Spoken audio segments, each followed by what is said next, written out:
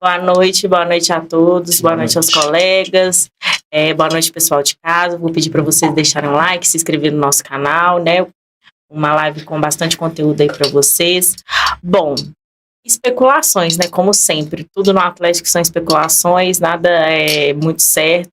Mas as informações que temos é que o Atlético foi sim procurado pelo Fluminense, né? Para a contratação do Gustavo Scarpa. A gente já sabia que era um jogador que tendia, né, a deixar o Atlético agora, mas ainda sem confirmações também. Para falar um pouquinho de Atlético, em que pese o assunto hoje seja, né, a eliminação do Brasil na Copa do Mundo, mas só para trazer algumas informações, agora o Atlético está realizando, conforme nós dissemos na última live, o treino em dois horários diferentes, de manhã e à tarde, e agora vamos ter também jogo-treino, né? O Atlético vai realizar um jogo-treino com o Sub-20, na Arena MRV, e um jogo com o Betim. Ambos os jogos vão ser sem público, né? A torcida não vai poder comparecer. O primeiro jogo vai ser televisionado transmitido, né? Pela Galo TV, e o contra o Betim dizem que não vai ter transmissão, vai ser um jogo fechado, né? Lá na cidade do Galo. Vamos aguardar para ver. O Atlético precisa, né? Eu acho que para retomar esse ritmo. Alguns jogadores foram convocados agora para a Copa do Mundo, né? Do Equador, já voltaram, né? Porque o Equador foi eliminado. E o Júnior Alonso, né? Que estava no Paraguai, mas não vai retornar para o Atlético, porque, conforme dito, o último jogo dele foi em maio, lá na Arena MRV, em que ele mesmo fala que vai deixar o time.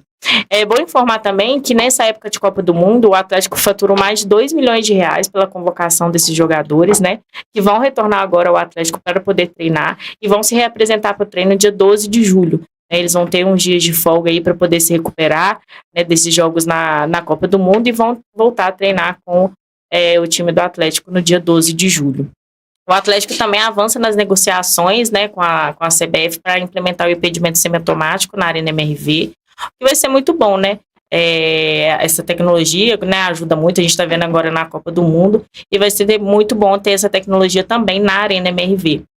E agora, para falar de Brasil, né, que é o tópico mais sensível de hoje, o jogo ontem, né, terrível, acho que nem o brasileiro mais pessimista estava esperando essa saída nas oitavas, da forma como foi, né, mas eu acho que, assim, é uma coisa que o Brasil plantou e não tinha como colher diferente.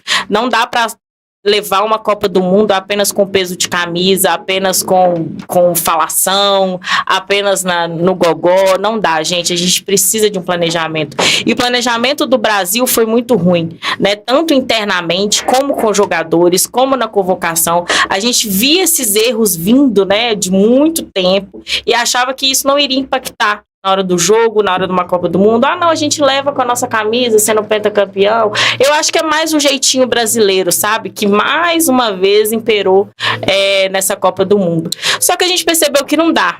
Atualmente, no futebol que a gente tem, com esses grandes jogadores, com Haaland, com Mbappé, até com Messi, né? Cristiano Ronaldo, que estão aí no seu fim de ciclo, mas que dão um show de como jogar com alta performance, demonstra que não dá para levar as coisas do jeito que a gente estava pensando. É preciso se programar tanto internamente, né? O Brasil precisa de uma estabilidade ali na CBF. Uma semana antes da Copa começar, a gente estava com aquela polêmica do Samir Chald, gente. Olha isso. Olha que loucura. Aí a gente pensa, é uma coisa que não tem nada a ver com a outra, mas quando você liga tudo, tá tudo interligado. Não tem como você destoar uma coisa da outra. Não tem jeito. E aí no campo foi reflexo da bagunça que vem sendo esse Brasil nos últimos tempos. É claro que a gente tem, né, coisas boas para levar dessa Copa. Eu acho que tivemos jogadores que mostraram, né, que podem contribuir para a próxima Copa, mas o que eu espero realmente é que na próxima Copa a gente não fique falando de próximas Copas, e que seja uma Copa para a gente realmente mostrar por que o Brasil é pentacampeão, por que a gente tem essa nomenclatura, né, de país do futebol, enfim. Mas eu queria destacar também, gente, a questão do Neymar. Eu acho que colocaram o Neymar como muito apedrejado, como perseguido, como não sei o quê. Todo mundo pega no pé do Neymar. Eu concordo que o Neymar, muitas vezes, ele jogou sozinho pela seleção, não tô falando nessa Copa, mas nas Copas passadas, porque a gente não tinha um talento tão genuíno como o Neymar. Porque o Neymar é um talento genuíno, assim, o que ele jogou em alta performance é é coisa de outro mundo. Mas o Neymar também, gente, o que ele vem fazendo da Copa de 2022 para 2026? Como o Neymar se cuidou, como ele se preparou, sabendo que seria, vamos dizer, essa última, a última dança do Neymar. Eu não vi muita preparação, assim. Você fala, o Neymar se lesionou, o Neymar se machucou. Tudo bem, mas você via Neymar indo para Sambódromo de muleta. Você via Neymar fazendo cruzeiro, machucado, e aí levava a assistência médica como se estivesse fazendo um tratamento.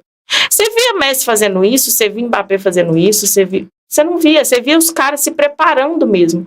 E aí não tem como, porque me dói muito, eu achei muito triste, né, ser a última Copa do Neymar terminar do jeito que terminou. Mas não dá também para você plantar alface e colher batata, gente, não tem jeito. Aí você vai plantar uma coisa e vai colher essa mesma coisa.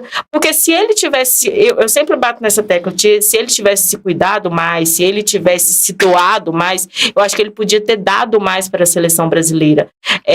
Todo mundo já esperava que o Neymar não ia nessa Copa para jogar os 90 minutos. Mas a gente esperava dele entrar no campo, resolver alguma coisa e pelo menos demonstrar uma postura.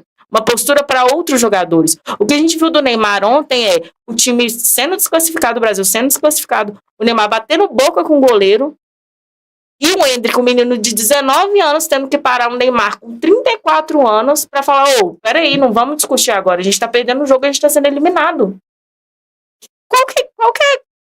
Qual imagem que você quer passar pros próximos jogadores? Pro Endrick, um menino de 19 anos que tem mais quantas Copas pela frente?